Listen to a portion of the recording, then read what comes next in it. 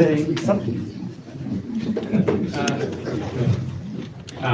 lords, my lady, I just have a few points to highlight. There's a question by Dr. Kamoto on misjoinder of his clients. Let me just make a simple point that to the limited question whether the DCJ can constitute this bench under Article 165 Clause 4 of the Constitution, the question of joinder, misjoinder, non-joinder is absolutely irrelevant. There's no bearing on that question completely, and that would be a straightforward answer to that issue. Mr. Kamoto also said that this court can sit on any day, at any time, continuously. Section 10, subsection 7 of the High Court Organization and Administration Act 2015 does not support his argument. That section provides, and I quote, the Chief Justice may, where necessary for the expedient and proper exercise of judicial authority, authorize the sitting of the court on any day or at any time. The sitting of this court on any day at any time requires express authority of the Chief Justice under Section 10, subsection 7 of the High Court Organization and Administration Act.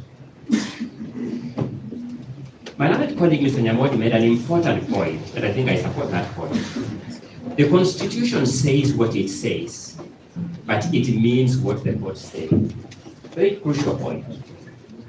The Constitution at Article 165, Clause 4, says who can constitute this bench. That is the Chief Justice. Can the DCJ also do it? Is that an administrative or a constitutional mandate? The jurisprudence by this court, as we have alluded to, is 3 cases. The Umtata case, the Kemri case, and the Leila Conchela case. The Umtata case and the Kemri case present that as a constitutional mandate of the Chief Justice. The Leila Conchela case at the High Court level presents it as an administrative function, but we now know that the Court of Appeal has found that to be an arguable point on appeal and has given a stay order on the strength of that arguability. The weight of that jurisprudence militates against finding that this is an administrative decision, as has been urged by my colleagues on the other side. Since I have only 5 minutes, an issue arose here, my lord, my lady. We tried to object, but we were told we will have a right of reply. Professor Agenda presented a piece of paper from his hand, claiming it's a memo from the Chief Justice. We sought clarification on where that paper has come from. First, his argument was it's in the portal. We sought to know in which case file in the portal that paper has come from and why it has no timestamp that is symptomatic of all documents that are lodged in the portal, and there was no clarity on that. He then said, Mr. Nyamodi will comment on it. Mr. Nyamodi stood, began, and concluded his submissions without commenting on it. He also told us it is in the file.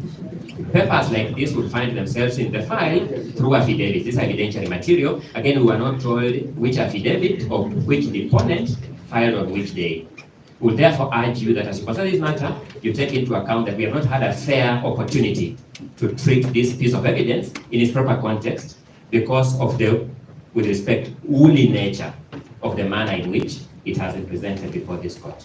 I urge, my lords, that in view of the matters raised before you, this matter ought to finally clear the position of this court on the jurisprudence of Article 165, Clause 4 of the Constitution. You give it considered thought, and that you return this file back to the appropriate authority, the Chief Justice, to do that which is just and right, as per Article 165, Clause 4. In matters as fundamental as this, in a matter where we all agree that this is a defining moment for our country, we cannot afford to be casual about it. We cannot afford to be expedient about it.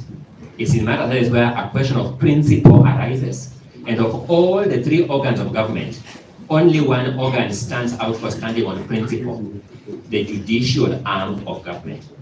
all other arms of government stand on politics and policy, but principle is reserved for the judicial arm of government. We urge you to admit that principle and find that the applicants and their supporters before you have made out a case for you to down your tools in this matter on the strength of the manner in which you are constituted.